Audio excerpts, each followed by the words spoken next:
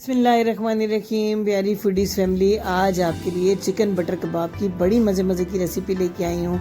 Soft और juicy कबाब और बड़ी मज़े की इनकी सॉस, जिसके साथ बहुत ही मज़े के लगते हैं कबाब। तो चलिए चलकर तैयार करते हैं। मीडियम साइज़ का एक प्याज बारीक चॉप करके दबा के उसका पानी बिल्कुल निकाल लेना है, ड्राई कर लेना है इसको। 2 टेबलस्पून कटी हुई हरी मिर्च, 2 टेबलस्पून बारीक कटा हरा धनिया, 1 लंबी सुर्ख मिर्च जिसको बिल्कुल बारीक टुकड़ों में काट लिया है, 2 टेबलस्पून भुने चने हैं, जायफल का एक टुकड़ा है, 1.5 पीस ये पीपली या लॉन्ग पेपर है, और ये कबाब चीनी का 1 टेबलस्पून है। इससे कबाब में बड़ा ही अच्छा फ्लेवर आएगा। 2 टेबलस्पून धनिया, 2 टेबलस्पून सफ़ेद ज़ीरा, इनको ड्राई रोस्ट करके पीस लेना है आपने इन तमाम ड्राई मसालों को। अब जी चॉपर में डाल रहे हैं। आधा किलो है ये बोनलेस मेरे पास चिकन।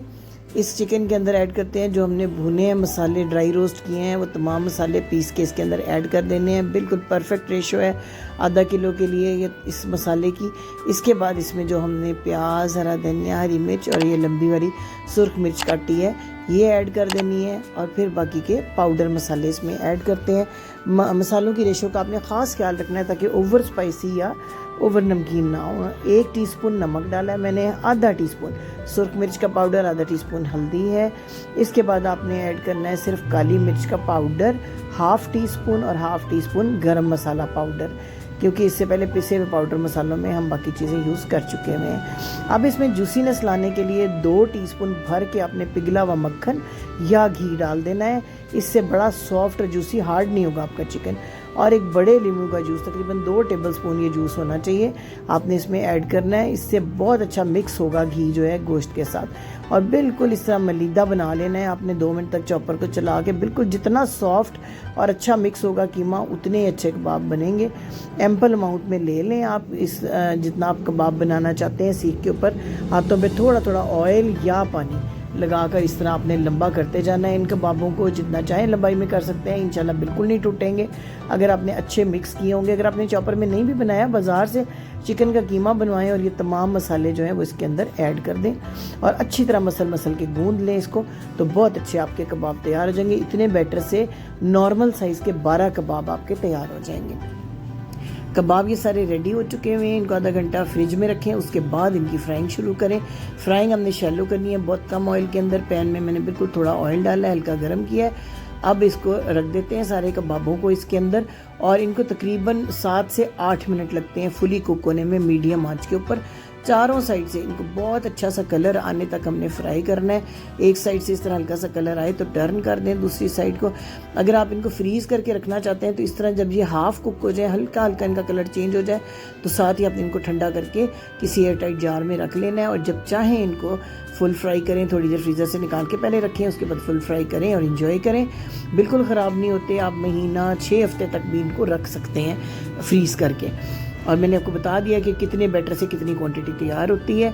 आपने हर साइड से इनको इस तरह उलट पुलट करते हुए 7 से 8 मिनट में तमाम साइड से, ये जो वाइट साइड आपको नज़र आए, इसको इस तरह उलट पुलट करते रहें ताकि हर साइड से, जिस साइड से आपको वाइट नज़र आए वो साइड आप जो है नीचे की तरफ कर दें, ऑयल के अंदर कर दें ताकि वो अच्छी सी कुक हो जाए। मैं आपको उठा के भी दिखाती हूँ कितने जूसी, नरम, मज़े के ये कबाब तैयार हुए हैं। जो साइड ये वाइट है इसको भी हम कर लेंगे ब्राउन कलर में, और फिर इन तमाम कबाबों को निकाल लेंगे और इनको देंगे कोयले का धुआं। सेंटर में कोई पुरानी रोटी का टुकड़ा या इस तरह एल्युमिनियम फॉइल रखें, दहकता हुआ कोयला रखें, ऊपर 1 टीस्पून ऑयल या घी डालेंगे तो ज़बरदस्त धुआं उठेगा। ऊपर से फुल कवर कर दें इसको, तो जनाब ये धुएं का पूरा फ्लेवर आ जाएगा और बिल्कुल बारबेक्यू टेस्ट आ जाएगा आपके इन कबाबों का।